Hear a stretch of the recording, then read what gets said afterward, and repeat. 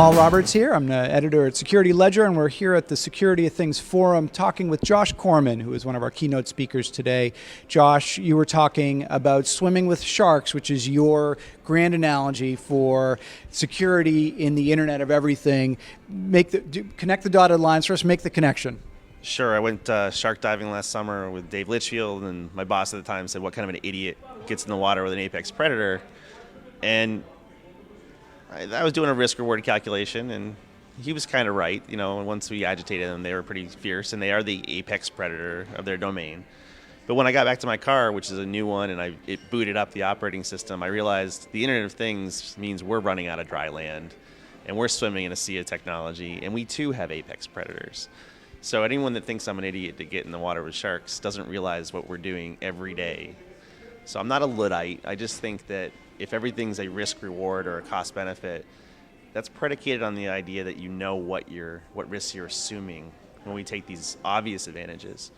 And I think history is going to judge some of our choices. So we're at a point where we've adopted before we knew the full costs, and things like the Cavalry movement are essentially trying to shine a light on some of the risks we're introducing with these so that we can make smarter risk decisions. Okay, you mentioned I Am the Cavalry, which is an effort that you're doing along with Nick Percoco. We have an army now. Yeah. And an army of willing followers to kind of the security industry, the DevOps industry, kind of pulling itself up by its bootstraps and saying, we can't wait for change. We have to be the change. What are the changes you're talking about? So the really simple version is some of us worked discreetly behind the scenes with the intelligence community and the government and DHS and tried to find the adults that would save us. We figured if we had the right message to the right people, they'd fix it. And a sobering moment came when we got as high and deep as one can get and realized the Cavalry isn't coming. So it's not meant to sound arrogant or that we have all the solutions. We have partial insights. We have some knowledge that they need. What we realized is no one was going to lead the beginning of that discussion. So we've tried to ready ourselves to be ambassadors of technical literacy and to become a voice of reason and reach out to the industries that we're concerned about. The basic mission focus is technology with the potential to affect public safety and human life. So we have a concerted effort on automotive security, medical device security, public infrastructure like control systems and planes, trains, etc., and Internet of Things broadly in the home. So home security systems and door locks. And automated homes. Automated home stuff. Mm-hmm. So, we believe the problem statement is essentially our dependence on technology is growing much faster than our ability to secure it. And we wanted to take some of the best and brightest white hat security researchers and steer them away from lower consequence items towards things that affected their family, their health, their safety.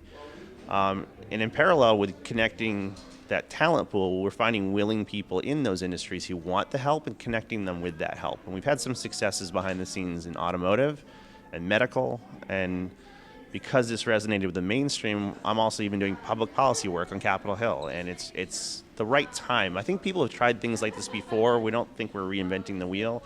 It's just that maybe now people are ready to have the conversation. So one of the issues that kept coming up today was whether you need a forcing function, as you like to say, whether you need regulation to get auto manufacturers, device makers, consumer device makers, and so on to make the investments in security, or whether you can inspire them, as it were, to do it on their own. What's your sense? Well, I know what not to do. I mean, we have over 150 security product categories right now, and the last thing I want to see is to put a firewall and an IDS around my Bluetooth insulin pump or to put antivirus in my car's operating system. And I'm not saying we can go completely away from aftermarket security, but we believe it's more about influencing secure design, secure architecture. We think if you squint, if we've done a really good job, 5 years from now, software development's going to look a lot like Toyota supply chain management.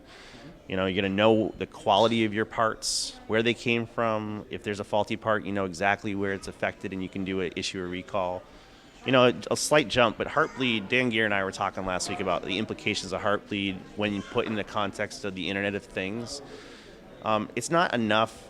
Facebook can simply, or Yahoo can simply patch, reissue your certificate, you reset your password, and you're good to go. If you take something like Heartbleed and you put it in an unpatchable Internet of Things device, your choices are tolerate permanent compromise or throw it away. It's unlikely you're going to put, like I said, a firewall around your medical device. So this has really serious implications. And if you look at this Internet of Things, it's largely open source. It's largely code of unknown origin and quality. And now's the time to start talking about segmentation, isolation, least privilege. We really haven't, we focused so much on aftermarket security, we haven't focused on smart design choices. And we're starting those multi-pronged dialogues.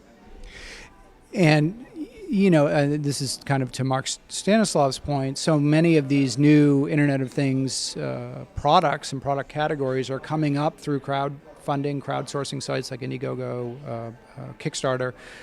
Security is not really part of the conversation. How do you get people to care about it when it seems like this is just a cool, Bluetooth speaker that I can put in my shower?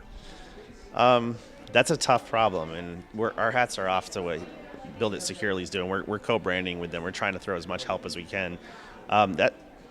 If you look at something like, and I hate to name and shame, so I'm not blaming the victim, but if you look at, Heartland spent a lot of money on security.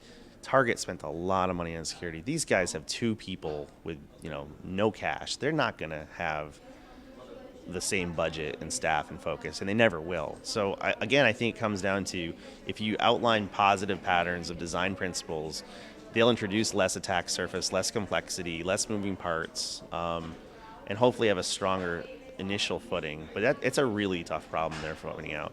What you might do, though, and this is as I evolve, I used to say you don't have a malware problem, you have an adversary problem, things like that. I used to think the highest form of hacking was social engineering. I'm now thinking we've got it all wrong. The security industry needs to start hacking motives and incentives. Mm-hmm. We're approaching a social and cultural problem with technical solutions. Mm-hmm. So I think as we experiment with things like the Cavalry and we talk to public policy folks, it's really about creating not just a stick and complaining about things done wrong. It's making it easier to do things right. And that's why I like DevOps. That's why I like supply chain management. It's that, right, having a better supply chain rigor or a DevOps process makes you more secure, less complex, and more profitable.